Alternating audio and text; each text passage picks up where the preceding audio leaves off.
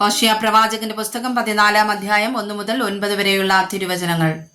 ഇസ്രായേലെ, നിന്റെ ദൈവമായ യഹോവയുടെ അടുക്കിലേക്ക് മടങ്ങി ചെല്ലുക. നിന്റെ അകൃത്യ നിമിത്തമല്ലോ നീ വീണിരിക്കുന്നത്. നിങ്ങൾ അനുതാപ വാക്യങ്ങളോടുകൂടെ യഹോവയുടെ അടുക്കൽ മടങ്ങിച്ചെന്ന് അവനോട്, സകല അകൃത്യത്തെയും ക്ഷമിച്ച് ഞങ്ങളെ കൃപയോടെ കൈക്കൊള്ളണമേ. എന്നാൽ ഞങ്ങൾ ഞങ്ങളുടെ അതിരാർപ്പണമായ കാളകളെ അർപ്പിക്കും.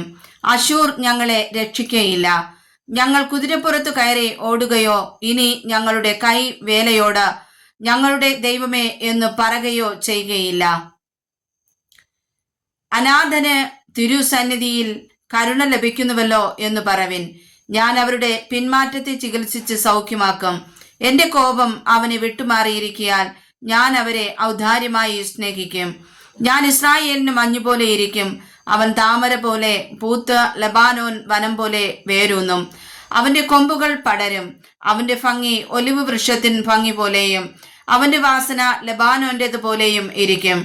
അവന്റെ നിഴലിൽ പാർക്കുന്നവർ വീണ്ടും ധാന്യം വിളയിക്കുകയും മുന്തിരിവള്ളി പോലെ തളിർക്കുകയും ചെയ്യും. അതിന്റെ കീർത്തി ലെബാനോനിലെ വീഞ്ഞിൻ്റേത് പോലെ ഇരിക്കും. എഫ്രയീമേ, ഇനി എനിക്കും വിഗ്രഹങ്ങൾക്കും തമ്മിൽ എന്ത്?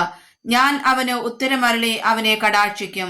ഞാൻ തഴച്ചിരിക്കുന്ന സരളവൃക്ഷം പോലെ ആകുന്നു. എങ്കിൽ നിനക്ക് ഫലം കണ്ടുകിട്ടും. ഇത് ഗ്രഹിപ്പാൻ തക്ക ജ്ഞാനി ആർ? ഇതറിവാൻ തക്ക വിവേകി ആർ? യഹോവയുടെ വഴികൾ ചൊവ്വുള്ളവയല്ലോ. നീതിമാന്മാർ അവയിൽ കടക്കും. അതിക്രമക്കാരോ അവയിൽ ഇടറി വീഴും.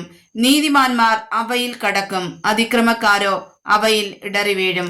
വായിച്ചതായ വചനങ്ങളാൽ കർത്താവ് നമ്മേവരെയും സമർത്ഥമായി അനുഗ്രഹിക്കുമാറാകട്ടെ. ആമേൻ.